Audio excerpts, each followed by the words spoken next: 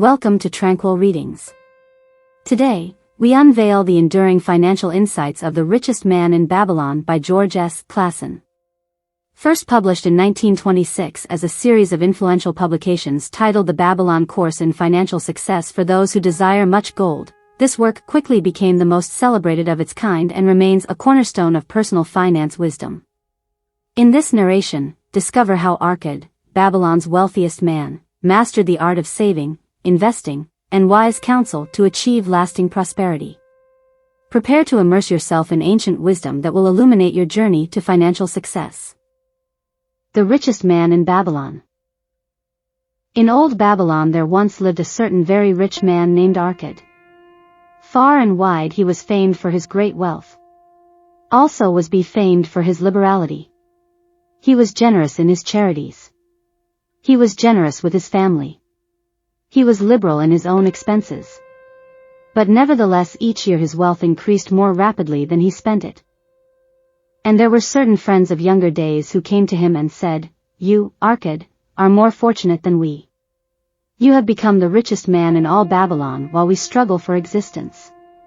You can wear the finest garments and you can enjoy the rarest foods, while we must be content if we can clothe our families in raiment that is presentable and feed them as best we can. Yet, once we were equal. We studied under the same master. We played in the same games. And in neither the studies nor the games did you outshine us. And in the years since, you have been no more an honorable citizen than we. Nor have you worked harder or more faithfully, insofar as we can judge. Why, then, should a fickle fate single you out to enjoy all the good things of life and ignore us who are equally deserving?" Thereupon Arkad remonstrated with them, saying, "If you have not acquired more than a bare existence in the years since we were youths, it is because you either have failed to learn the laws that govern the building of wealth, or else you do not observe them. Fickle fate is a vicious goddess who brings no permanent good to anyone. On the contrary, she brings ruin to almost every man upon whom she showers unearned gold.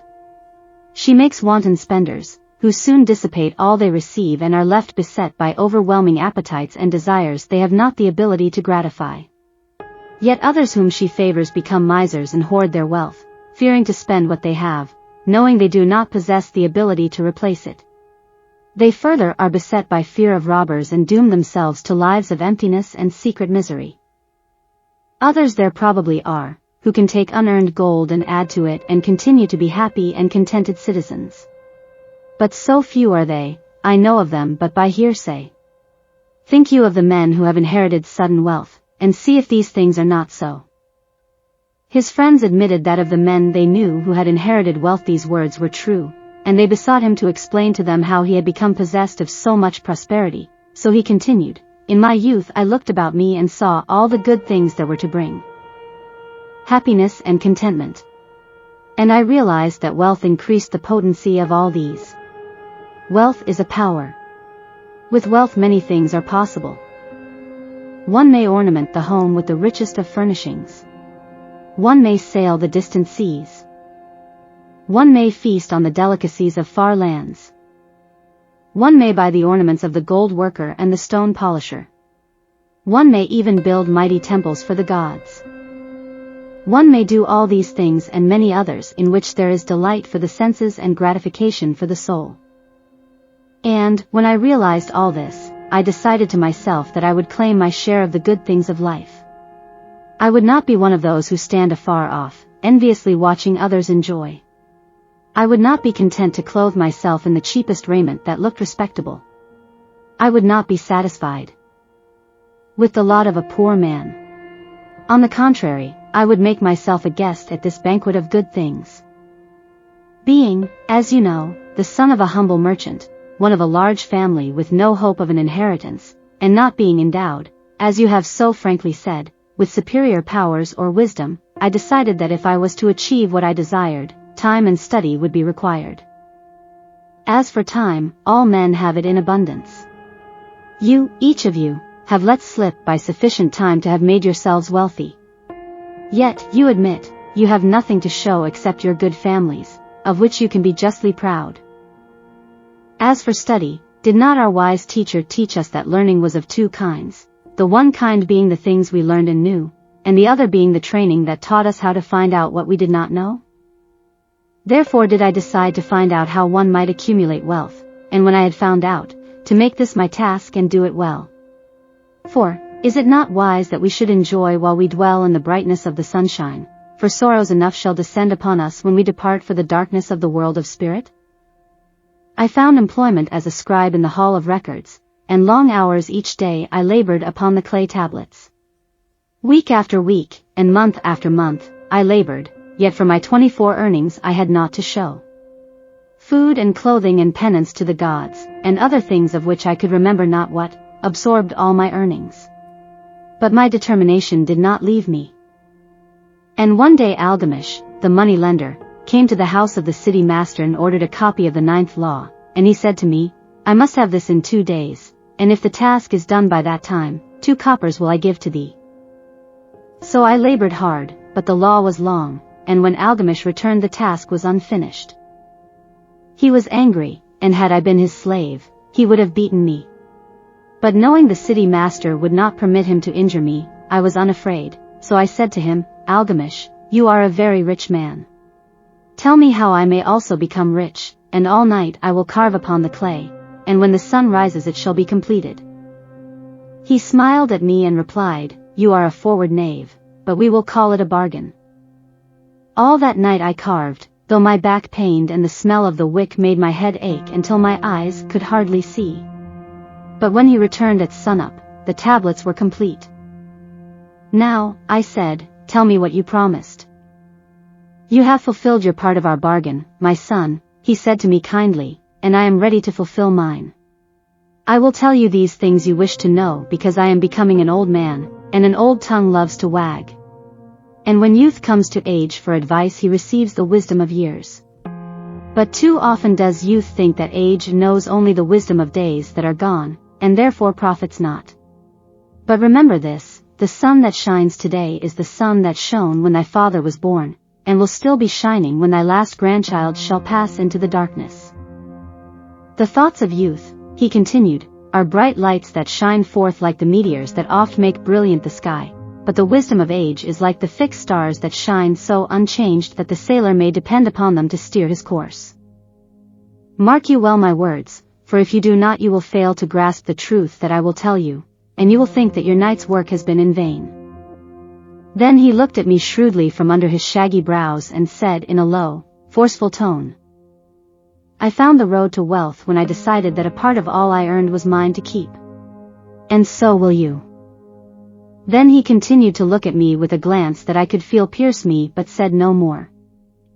Is that all? I asked.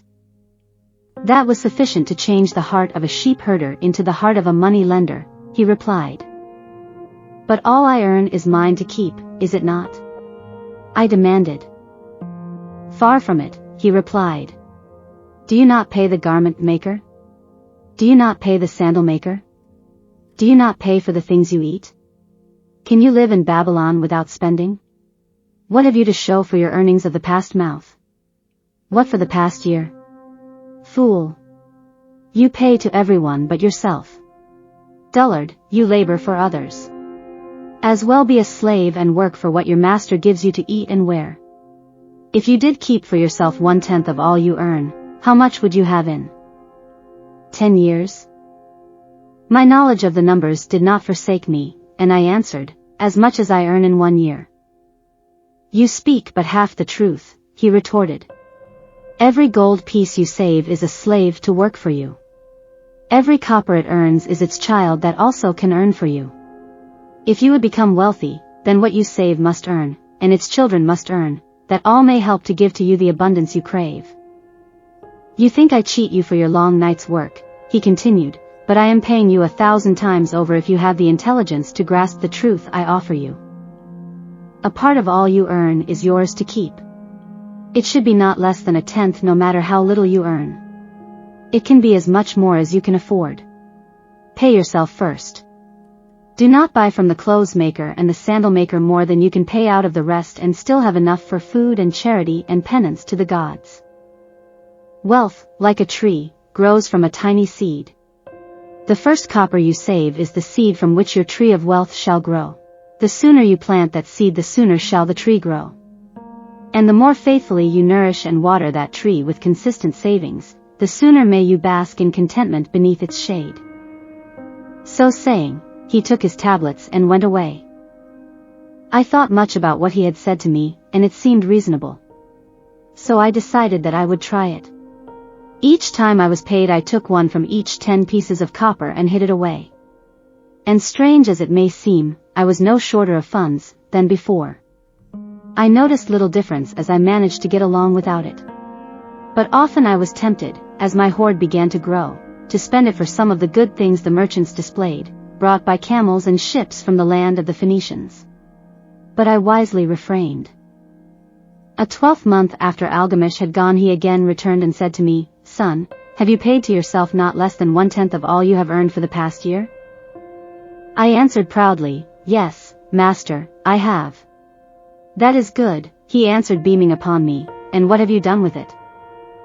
"I have given it to Asmer, the brickmaker, who told me he was traveling over the far seas, and in Tyre he would buy for me the rare jewels of the Phoenicians. When he returns we shall sell these at high prices and divide the earnings."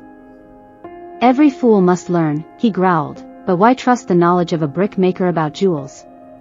Would you go to the bread maker to inquire about the stars? No, by my tunic, you would go to the astrologer, if you had power to think. Your savings are gone, youth, you have jerked your wealth tree up by the roots. But plant another. Try again. And next time, if you would have advice about jewels, go to the jewel merchant. If you would know the truth about sheep, go to the herdsman. Advice is one thing that is freely given away, but watch that you take only what is worth having. He who takes advice about his savings from one who is inexperienced in such matters, shall pay with his savings for proving the falsity of their opinions." Saying this, he went away. And it was as he said. For the Phoenicians are scoundrels and sold to Asmer worthless bits of glass that looked like gems. But as Algamish had bid me, I again saved each 10th copper, for I now had formed the habit and it was no longer difficult. Again, 12 months later, Algamish came to the room of the scribes and addressed me. "What progress have you made since last I saw you?" "I have paid myself faithfully," I replied, "and my savings I have entrusted to Adja the shield maker, to buy bronze, and each 4th month he does pay me the rental." "That is good. And what do you do with the rental?" "I do have a great feast with honey and fine wine and spiced cake. Also I have bought me a scarlet tunic. And some day I shall buy me a young ass upon which to ride." To which Algamish laughed, "You do eat the children of your savings. Then how do you expect them to work for you? And how can they have children that will also work for you? First get thee an army of golden slaves, and then many a rich banquet may you enjoy without regret." So saying, he again went away. Nor did I again see him for 2 years, when he once more returned, and his face was full of deep lines and his eyes drooped, for he was becoming a very old man. And he said to me, "Arcad, hast thou yet achieved the wealth thou dreamed of?" And I answered, "Not yet all that I desire, but some I have, and it earns more, and its earnings earn more." "And do you still take the advice of brickmakers?" "About brickmaking they give good advice," I retorted. "Arcad," he continued, "you have learned your lessons well. You first learned to live upon less than you could earn. Next you learned to seek advice from those who were competent through their own experiences to give it. And, lastly, you have learned to make gold work for you. You have taught yourself how to acquire money, how to keep it, and how to use it. Therefore, you are competent for a responsible position. I am becoming an old man. My sons think only of spending and give no thought to earning. My interests are great and I fear too much for me to look after. If you will go to Nippur and look after my lands there, I shall make you my partner and you shall share in my estate." So I went to Nippur and took charge of his holdings, which were large. And because I was full of ambition and because I had mastered the 3 laws of successfully handling wealth, I was enabled to increase greatly the value of his properties. So I prospered much, and when the spirit of Algamish departed for the sphere of darkness, I did share in his estate as he had arranged under the law. So spake Arcad, and when he had finished his tale, one of his friends said, "You were indeed fortunate that Algamish made of you an heir. Fortunate only in that I had the desire to prosper before I first met him. For 4 years did I not prove my definiteness of purpose by keeping 1/10 of all earned? Would you call a fisherman lucky who for years so studied the habits of the fish that with each changing wind he could cast his nets about them? Opportunity is a haughty goddess who wastes no time with those who are unprepared. You had strong willpower to keep on after you lost your first year's savings. You are unusual in that way," spoke up another. "Willpower," retorted Arcad. "What nonsense! Do you think willpower gives a man the strength to lift a burden the camel cannot carry, or to draw a load the oxen cannot budge? Willpower is but the unflinching purpose to carry a task you set for yourself to fulfillment. If I set for myself a task, be it ever so trifling, I shall see it through. How else shall I have confidence in myself to do important things? Should I say to myself, for 100 days as I walk across the bridge into the city, I will pick from the road a pebble and cast it into the stream, I would do it. If on the 7th day I passed by without remembering, would not say to myself, tomorrow I will cast 2 pebbles which will do as well. Instead, I would retrace my steps and cast the pebble. Nor on the 20th day would I say to myself, Arcad, this is useless. What does it avail you to cast a pebble every day? Throw in a handful and be done with it. No, I would not say that nor do it. When I set a task for myself, I complete it. Therefore, I am careful not to start difficult and impractical tasks, because I love leisure." And then another friend spoke up and said, "If what you tell is true, and it does seem as you have said, reasonable, then being so simple, if all men did it, there would not be enough wealth to go around." "Wealth grows wherever men exert energy," Arcad replied. "If a rich man builds him a new palace, is the gold he pays out gone? No, the brickmaker has part of it and the laborer has part of it, and the artist has part of it. And everyone who labors upon the house has part of it, yet when the palace is completed, is it not worth all it cost? And is the ground upon which it stands not worth more because it is there? And is the ground that adjoins it not worth more because it is there? Wealth grows in magic ways. No man can prophesy the limit of it. Have not the Phoenicians built great cities on barren coasts with the wealth that comes from their ships of commerce on the seas? What then do you advise us to do that we also may become rich?" asked still another of his friends. "The years have passed and we are no longer young men and we have nothing put by. I advise that you take the wisdom of Algamish and say to yourselves, a part of all I earn is mine to keep. Say it in the morning when you first arise. Say it at noon. Say it at night.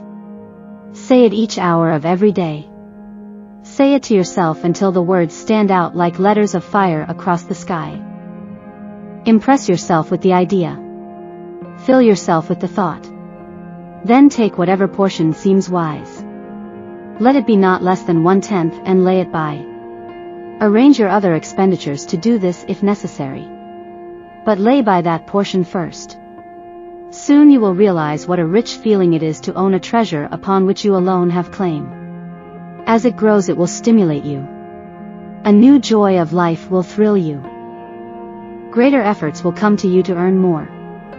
For of your increased earnings, will not the same percentage be also yours to keep? Then learn to make your treasure work for you. Make it your slave. Make its children and its children's children work for you. Ensure an income for thy future.